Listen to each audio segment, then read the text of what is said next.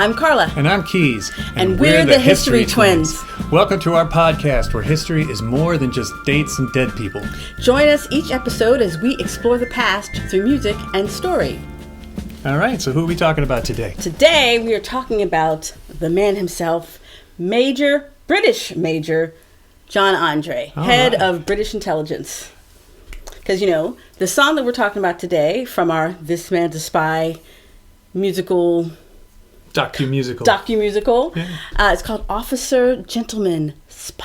I like the sound of that. Yeah, this is the song that started it all. That is. This is the first one we wrote. When we got with the Yorktown 250 folks, we were just kind of like, yeah, and it's a lot of daddy-o vibes. Well, we had been talking to a friend of ours, a man named Tom Hunt, yes, who is a living historian, meaning that he does living history. He is alive, and we talk to him frequently. And it was he who coined the phrase, well, he said to him that Major Andre was an officer, gentleman, spy. And I remember, you wrote that down furiously. Yes, like, we're going to use that. Yeah. And we did.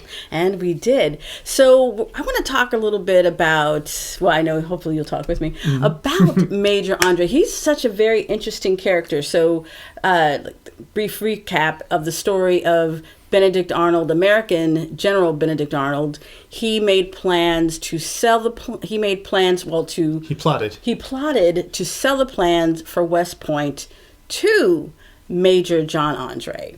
And had West Point been taken by the British, that would have been the end of the war. Exactly. And we'll go into that in later episodes.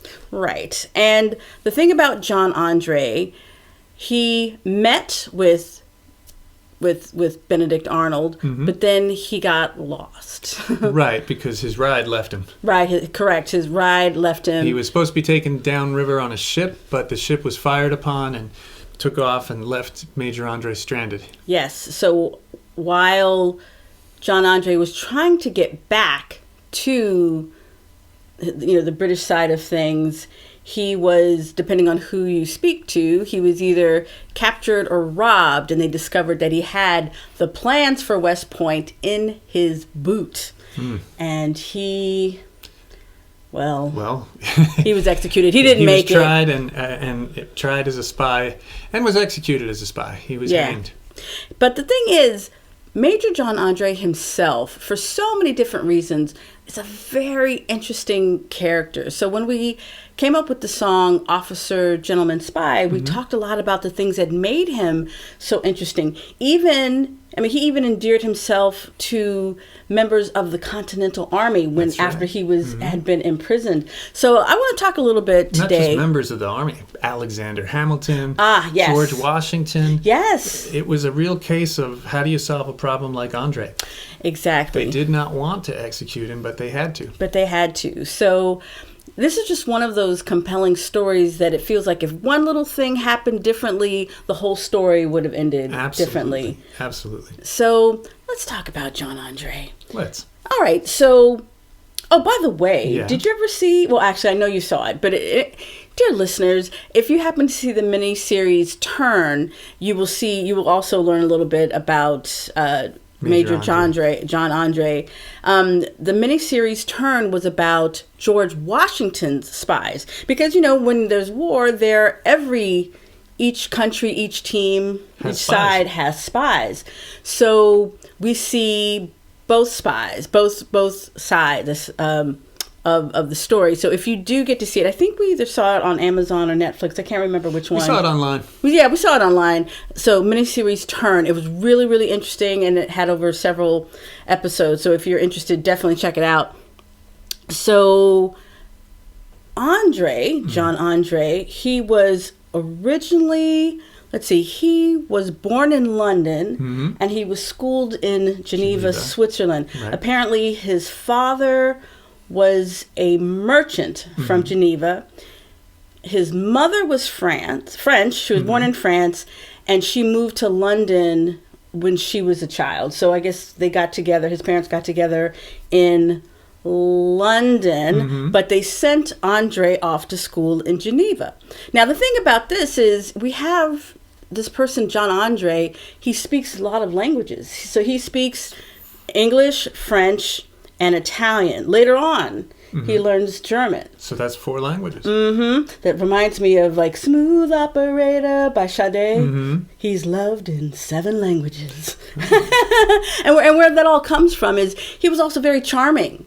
Yeah. Major John Andre, he was this well-mannered young man. He was charming. He was handsome. He was talented. He played the flute. He played the flute. He wrote poetry. He wrote little plays. I think he even like designed a costume for a woman before. That's right. He did. Sure. You know, and he was thought to be a bit of a dandy. You know, so but he was very well liked just about wherever he went. So, but you know. Life was not always perfect for John Andre. No, it was not. Yes, he fell in love with a woman, as often happens. But her guardian would not approve the match because he wasn't wealthy. Oh, it wasn't the girl herself. No, I went back and checked it. Yes. Guardian. The same thing happened to Beethoven. Yeah, that's well, you know, no romance without finance. So the guardian was like, nah, he doesn't make enough money. No. And I believe John Andre was like on this mission to make more money or to make something of himself. But in the meantime, while he was, you know, on that quest, the so-called love of his life, she kind of got cool on them and moved on. So it happens. Yeah, but it created that ambition. You know, and we do see this. You know, when a man and a woman, you know, they're spurned from their love, that heartbreak becomes this new reason to be. Yeah, exactly. It creates a drive. Totally. So now if John Andre had come from money, the most he could do, I mean, well, not the most, but he could have like bought a commission in the military, because that's what they do. It's like, if you have money, you can become an officer. Exactly. But not John Andre. He could not do that. So he joined the military and he started at the very bottom. Worked his way up. He worked his way up. And let's see, he spoke those 4 languages, which came in handy. And I think he had ended up in Canada. So at some point, he reached the level of lieutenant, working his way up. And while he was a British lieutenant in Canada, there was he was involved in the defense of St. John's in Canada. And this was 1775. Yes, that was 1775 before. But the American forces captured him, and they brought him to Lancaster, Pennsylvania. That's true, where he was held as a prisoner. But the interesting thing about prisoners back in those days, if you were an officer, you could stay at an inn that you paid for. Who does that? Well, if you were an officer and you were in prison during the American Revolution, all you had to do was sign a piece of paper that said that you would not try to escape, and then you were free to do what you wanted as long as you didn't run off. So, you know, you could go to taverns, you could visit friends, you could do all kinds of things. Now, if you were not an officer, you were in prison. Wow! Yeah. So you could just and you had the money, and I don't even know how they even do that, the money business. But it's like, okay, yeah, I'm gonna stay at this inn, and I'm gonna have a really great dinner, and I'm gonna have some wine and port and dessert, but I'm supposed to be a captured officer. Yeah. That things are a lot different now. Quite. And also, I suppose when you think about a gentleman gives their word, gives his word that they signed this paper saying that they weren't going to run away. And they don't run away. Well, we could get into a whole discussion about, are there gentlemen anymore, or what the idea of a gentleman was in the 18th century versus what the idea is now. Yes. But that's a whole other Oprah, as you would say. Yeah, that's a whole other Oprah episode. You're absolutely right. But it just does stand to reason that there's like the concept of what a gentleman is and what a gentleman does. And he really embodied that. He really took that to heart. Yes, he did. So he was well-mannered, well-spoken. He spoke several languages. And so, as we mentioned, John Andre, because he was an officer, there were some officers that could stay in local taverns. But Andre, he was one of the officers that stayed in local homes. So he stayed with a family. like, I just can't see that now. Can you imagine that now? Someone being captured and you're like, okay, we're gonna, you can stay in our house, have a homestay. Well, they might not have volunteered that initially. Oh, that may have been forced upon them. The fact that they ended up liking John Andre, and the fact that they were so endeared to him, that's immaterial. Well, it's not immaterial, but they were lucky that it worked out that way. That's true. That's true. But let me tell you. So he moved in with the family, the Caleb Cope family. Ah. The Copes developed a real affection for Andre. Mm-hmm. Mm-hmm. Andre gave their son art lessons, their eldest son. So he gave them, and he spoke German, and this was a German-speaking community. Remember, Lancaster, sure. it was like the Pennsylvania Dutch. Exactly, right. Dutch was really Deutsch, German. Mm-hmm. So Andre had learned German and actually some other military training that he had previously. Mm-hmm. So he could speak the language, and he was teaching the eldest son. He was giving him art lessons, and he really endeared himself to this family and the community. So he was a very popular guy. He was. To be a prisoner of war. So, and anyway, then in 1976, there was like a prisoner exchange. Mm-hmm. So Andre ended up being returned to British General Howe. Now, an interesting thing about that is that his entire imprisonment, he was walking around taking copious notes. Yes. And it was Howe, right, that was reading this and realized he might make a good spy because he has such good observation. Mm-hmm. Well, this is what Andre did was he was probably doing drawings too, like, oh, this is what this looks like. So British General Howe was wintering in New York at this time. Mm-hmm. And when Andre met British General Howe at this time, Andre gave him a memoir. So those copious notes became like this memoir, and he's like, oh, these are the colonies, and this is what they're doing. And he was just like, dear diary, or dear my, he was just writing in his journal what was going on, keeping his wasn't observations. Intentionally spying. He was just, this is what he saw, this is what he wrote about, this is what he drew. Mm-hmm. And as a result, he received a captaincy. So he got like a major promotion. Mm-hmm. Not promotion to major, but No. Captain. He was promoted to captain, and he was recommended as an aide to the British Major General Charles Grey. That's a big step up. That's a huge step up, and then later at some point he becomes like British head of intelligence. Mm-hmm. But just think about that. Think about those skills that he has.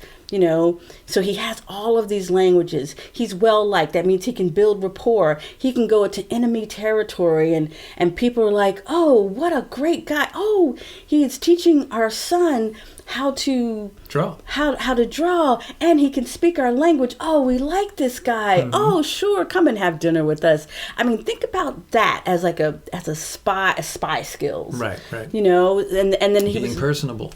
Mm-hmm. Mm-hmm. And he was well-mannered. He was a gentleman. The way he held himself was very impressive. So people really, I guess they didn't really, they didn't really think that he was doing anything against them. He was able to inspire trust. That's what. Yeah. So he was able to inspire trust.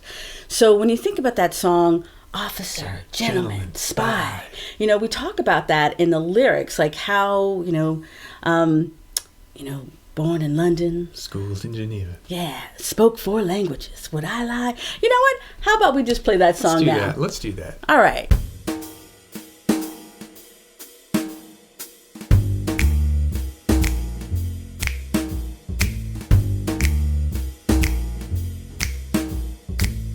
Born in London.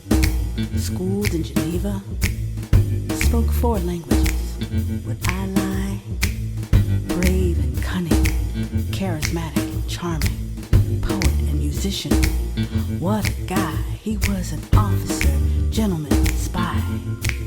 He was an officer, gentleman, spy. British Army, first lieutenant, bottom rung, willing to try. Worked his way up through the ranks. Major Andre, climbing high. He was an officer, gentleman, spy. He was an officer, gentleman, spy. He's the man whose mind moves faster, always thinking steps ahead. Made his way up to Spymaster, intelligence for coats of red. He was an officer, gentleman, spy. He was an officer, gentleman, spy. American Revolution, serving on the British side, trying hard to win the war, with secret codes and secret signs. He was an officer, gentleman, spy. He was an officer, gentleman, spy. He was an officer, gentleman, spy. He was an officer, gentleman, spy. And we're back. That was fun. Great. That's great. So, you know, before the song, we were talking about all the cool things about John Andre. Right. And he's really pretty much a cool guy for someone to be on the other side, right? Mm-hmm. To be the side on the British side. And we were still like colonies. We weren't even America yet. Right. And after all of these great things happened to John Andre, including him becoming head of intelligence. Then there is that meeting with that fateful night, as we'll be talking about later, right, with American General Benedict Arnold. But for all of the cool things in John Andre's favor, all of the luck that he has had up to this point, the night that he meets with General Benedict Arnold, that is when his luck changes. So it's like all of that luck that happened, all of that good stuff, it all came to an end, like crashing down. It surely did. Exactly. So as we mentioned in our last episode, the first one, This Man the Spy, we mentioned that Arnold was not a field operative. He was not. He did not know his way around New York. He did not know. Well, he didn't have a map. He didn't have a map. He didn't have the right clothes. Mm-hmm. Remember, Benedict Arnold said, "Hey, you should take off that uniform, put on some civilian clothes instead." And this was after he was left stranded. Oh, yes. Because the plan was that he would go from the meeting in uniform onto a British ship called the Vulture, and they would take him down to British-held New York City. But the ship was fired upon, and it left, and he was stranded on the Rockland County side of the Hudson River. So he had to make his way back to Westchester and then get back to New York City. That is when Arnold said you should wear civilian clothes, which Clinton had specifically warned him not to do. Yes. But in that moment, it made sense. Yeah, it must have. It must have at that moment. So Andre took that advice. He removed his British uniform, put on American or just civilian clothes. And then he went I can't say merry way, but he went to go find his way to get back to the British side of things. Right, he took a ferry across to Westchester County, where he got hopelessly lost. Yes, if you've ever seen any map of Andre's, route, it's like all over the place. Yeah. And in New York, if you've been in New York for any amount of time, you will see these signs, little signposts around Westchester that like this was where John Andre was. And if you look at them, you're like, how did he get there? Yeah, he traveled around a lot. Yeah, and he just did not know where he was going. No, he did not. But finally, he made his way to Sleepy Hollow. And that is where he was stopped by these 3 quote-unquote patriots. Right. And as we said before, maybe he was stopped because they were on patrol. Or maybe they were going to rob him. Because I'm sure the civilian clothes looked decent enough that they thought, sure. No, he was dressed as a gentleman. He had boots. That's the thing. Do you remember? Well, I was going to say that whether or not they were robbing him or whether they were searching him because they were on patrol, that's where they found the plans to West Point, in his boot. But do you remember, I believe that American soldiers, for example, did not have boots. Boots. Well, not all of them, yeah. Right, yeah, not all of them. But in Valley Forge, they were wrapping their feet in rags. Yes. They were So really just stretched. boots alone. So just the fact that he was wearing boots, and he was probably wearing, I don't know if he was keeping his own, officer level boots. That would they probably see the boots. Very nice boots, yeah. They're like, ooh, they probably saw the boots first. Yeah, and apparently Andre tried to bribe them. Yes. And they thought about it. Yeah, they even had a conversation about it. But in the end, they turned him in. Yeah, they found the papers in the boot. And didn't you say that only one of the three could read? I don't remember which one. Yeah, I don't remember if either. If none of them could read, they might have said, "Oh, what's plan would have this?" succeeded. Yeah. Right. They might have taken whatever bribe Andre offered, but no. They realized what they had, so they turned him in. And so another thing, the whole incarceration of Andre. Oh, the uniform. The uniform. So he was being held by the Continental Army. In Tapan. In Tapan, yes, exactly. And while he was there, a few different things happened. Like he wrote a lot of letters. He was trying to get a pardon. Right, he drew a self-portrait. At this point, didn't he get his original uniform? He got his uniform. And that I thought was also an interesting point, that he sold his pocket watch, or he traded it. Somehow or another, the pocket watch came into play, and he was brought back. His trunk and his uniform were brought to him while he was a prisoner, which means that a British soldier had to walk into this camp and do that unmolested. Yes, yeah. And that's also that gentleman thing. Like, okay, well, he's returning Andre's uniform. So during Andre's time of incarceration, he is wearing his uniform. Yeah. He wasn't wearing when he got caught, but now his trunk and all of his things, like would they even do that now? Like those are those kind of rules of war that I don't know are really followed. I think things are very, very different now. Yeah. But the other thing, while Andre was in prison or incarcerated, he endeared himself to many of the officers of the Continental Army. How, it's like he was liked wherever he went, right? That's true. And it says, after the execution, later on after he did die, Alexander Hamilton wrote a letter. And we know Alexander Hamilton, he loved to write letters.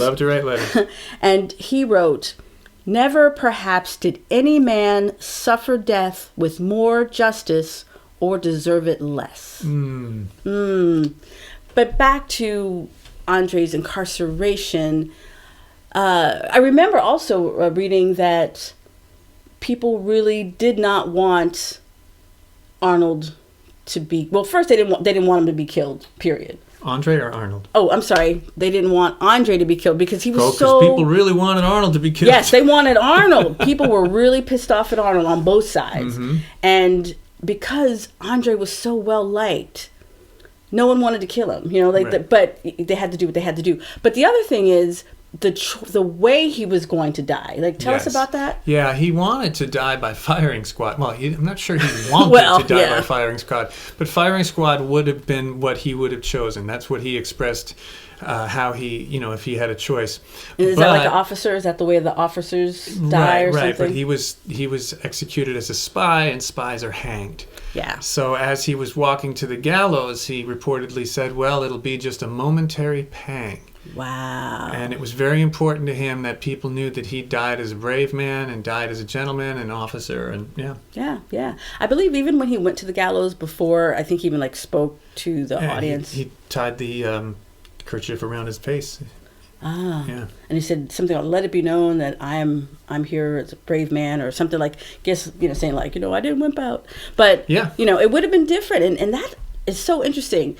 To be arrested as a spy meant hanging, period. Correct. But as an officer, he would have been he would have been executed by firing squad. Had he been found guilty, they probably would have made some sort of prisoner exchange. Yes. And they did try. Well, Washington did try. So Washington was like, well, can we make an exchange? Because Washington really wanted Benedict Arnold. They were so mad. They're like, oh my God, we want Arnold back. But British General Clinton. Yes.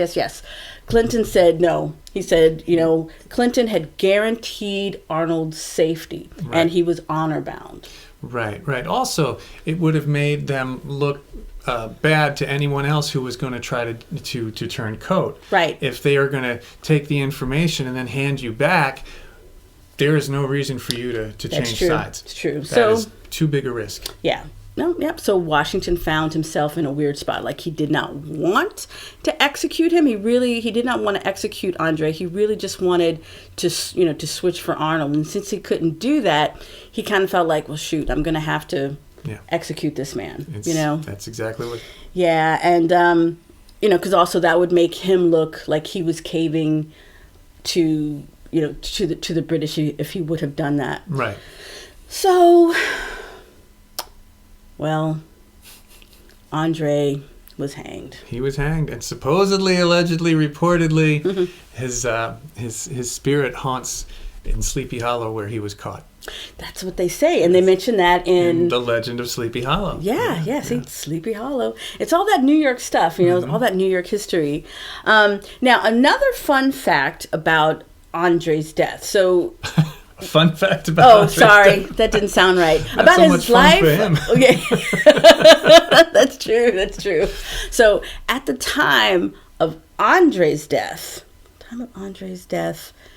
he was buried near the gallows. He was buried underneath the gallows. Yes. Yeah. And but several years later, his body was exhumed and sent to England, where he was buried in Westminster Abbey's Poet Corner. Wow. Can you imagine? I mean, Poets Corner of all things. And the other monuments in Poets Corner include, there's other monuments to, Tennyson, Dryden, Spenser, Shakespeare, and Chaucer. Yeah, so think about that. So they gave him at least a poetic ending. Mm-hmm. So, yeah, I mean, okay. I think he might have liked to have lived longer. Because he was 29 years old when he was hanged. He was a young man. Or 31? Well, I don't know. He was young. Yeah. I read 29. Oh, okay. Something I was reading was saying he was 31. 31? Well, he was young. That's one of the things about history, though, is you find conflicting reports. Yes. So somewhere around the age of 30, he was hanged. And I think he would have liked to have lived longer. And I think a lot of people would have liked him to have lived longer. Yeah. So if you want to see some more, well, definitely check out the links that I have in the show notes. And you can also see the Hollywood version if you check out the series Turn. And which I believe is on Amazon Prime now. Oh, good. All right. Yeah, you could totally check it out. And it just, they bring Major Andre to life. Yeah, real humanity. Yeah. Absolutely. Yeah. So that's all about Major Andre? Yeah. All right. Well, now that you know. Now you know.